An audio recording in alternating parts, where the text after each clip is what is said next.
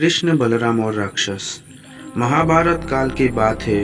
एक बार कृष्ण और बलराम किसी जंगल से गुजर रहे थे। चलते चलते काफी समय बीत गया और अब सूरज भी लगभग डूबने वाला था। अंधेरे में आगे बढ़ना संभव नहीं था। इसलिए कृष्ण बोले, बलराम, हम ऐसा करते हैं कि अब सुबह होने तक यही ठहर जाते हैं। भोर होते ही हम अपने गंतव्य की ओर बढ़ चलेंगे। बलराम बोले, पर इस घने जंगल में हमें खतरा हो सकता है। यहाँ सोना उचित नहीं होगा। हमें जगकर ही रात बितानी होगी। अच्छा, हम ऐसा करते हैं कि पहले मैं सोता हूँ और तब तक तुम पहरा देते रहो, और फिर जैसे ही तुम्हें नींद आए तुम मुझे जगा देना, तब मैं पहरा दूंगा और तुम सो जाना। कृष्ण ने सुझाव दिया। बलराम तैयार हो गए। कुछ ही पलों में कृष्ण गहरी नींद में चले गए और तभी बलराम को एक भयानक आकृति उनकी ओर आती दिखी। वो कोई राक्षस था। राक्षस उन्हें देखते ही जोर से चीखा और बलराम बुरी तरह डर गए। इस घटना का एक विचित्र असर हुआ। भय के कारण बलराम का आकार कुछ छोटा हो गया और राक्षस और विशाल हो गया। उसके बाद राक्षस एक बार और चीखा और पुनः बलराम डर कर कांप उठे। अब बलराम और भी सिकुड़ गए और राक्षस पहले से भी बड़ा हो गया। राक्षस धीरे धीरे बलराम की ओर बढ़ने लगा।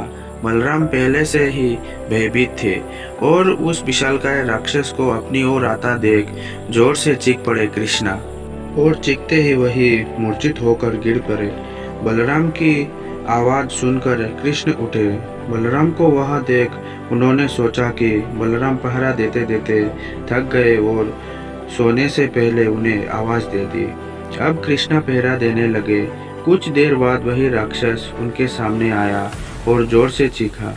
कृष्ण जरा भी घबराए नहीं और बोले, बताओ, तुम इस तरह चीख क्यों रहे हो? क्या चाहिए तुम्हें? इस बार भी कुछ विचित्र घटा। कृष्ण के साहस के कारण उनका आकार कुछ बढ़ गया और राक्षस का आकार कुछ घट गया। राक्षस को पहली बार कोई ऐसा मिला था जो उससे डर नहीं रहा था। घबराहट में वह पुनः कृष्ण पर जोर से चीखा।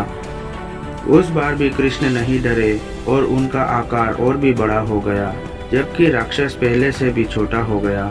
एक आखिरी प्रयास में राक्षस पूरी ताकत से चीखा, पर कृष्ण मुस्कुरा उठे और फिर से बोले, बताओ तो क्या चाहिए तुम्हें?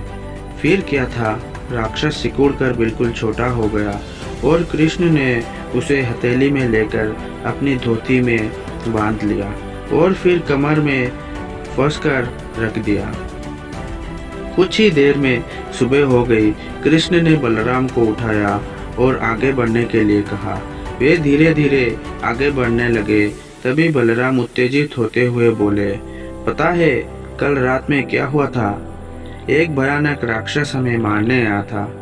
रुको रुको। बलराम को बीच में ही टोकते हुए कृष्ण ने अपने धोती में बंधा राक्षस निकाला और बलराम को दिखाते हुए बोले, कहीं तुम उसकी बात तो नहीं कर रहे हो? हाँ, ये वही है, पर कल रात जब मैंने उसे देखा था तो ये बहुत बड़ा था।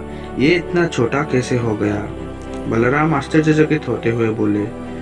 कृष्ण बोले, जब जीवन में तुम किसी ऐसी चीज से बचने की कोशिश करते हो जिसका तुम्हें सामना करना चाहिए, तो वो तुमसे बड़ी हो जाती है और तुम पर नियंत्रण करने लगती है।